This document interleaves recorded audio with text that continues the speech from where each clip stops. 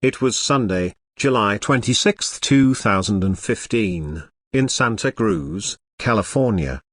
8-year-old Madyson Middleton, or Maddie as everyone called her, lived in an apartment complex known as the Tannery Arts Center.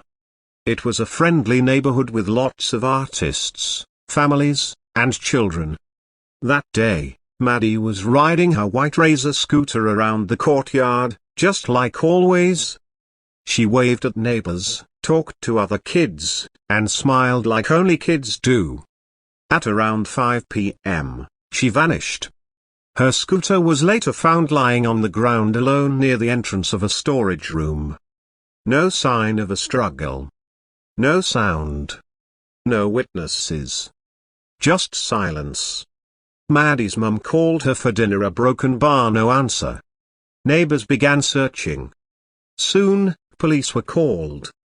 The entire apartment complex, nearby woods, and creek were searched. Police brought in K9 units, helicopters, and search teams. The FBI got involved quickly. Hundreds of volunteers helped search for Maddie that night. But nothing. Then, around 24 hours later, a terrible discovery was made. Police returned to a storage area just 100 feet from Maddie's apartment, a place they had searched before. But this time, near a broken bar, they noticed something strange. Inside a white plastic storage bin, about the size of a large mailbox, they found her. Madyson Middleton's body was discovered hidden and bound inside the crate. She had been sexually assaulted, strangled, and left in the heat for hours. The killer? He lived in the same building. The suspect was Adrian Gonzalez, just 15 years old. He was quiet. Smart. A little awkward. He had even helped search for Maddie the day before, pretending like he was worried. But what police later learned was chilling. On surveillance footage, Maddie is seen walking into the storage room with Adrian at around 5 p.m. She went in willingly, not knowing what was about to happen. What happened next, a broken bar, was horrific. Investigators discovered Adrian had been watching violent porn and writing disturbing thoughts in online forums.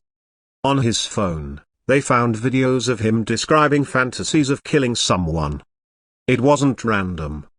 It was premeditated. He lured Maddie in with a promise to show her a trick on his scooter, a broken bar, then attacked her, tied her up, assaulted her, and hid her body inside the crate. He returned several times, even recording a video of himself opening the bin, whispering, "A broken bar, she's still in there."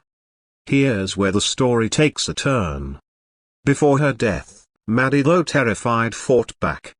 Inside the storage bin, written faintly on the side, was a message scratched with her fingernails.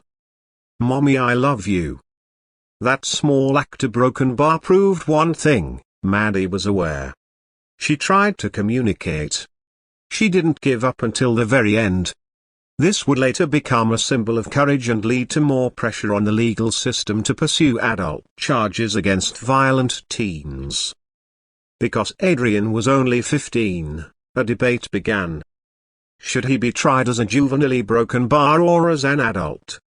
In California, juveniles over 14 can be tried as adults for severe crimes. Maddie's family demanded full justice. The community was outraged. After 2 years of hearings and psychological evaluations, Adrian was charged as an adult with murder, kidnapping, and sexual assault. He pleaded guilty and was sentenced to life in prison, though with the possibility of parole after decades. Maddie's death shook the Santa Cruz community. The Tannery Arts Center installed a memorial mural in her honor, a giant painting of her smiling with butterflies. Local schools began programs teaching kids about safe spaces and how to recognize danger even when it comes from someone they know.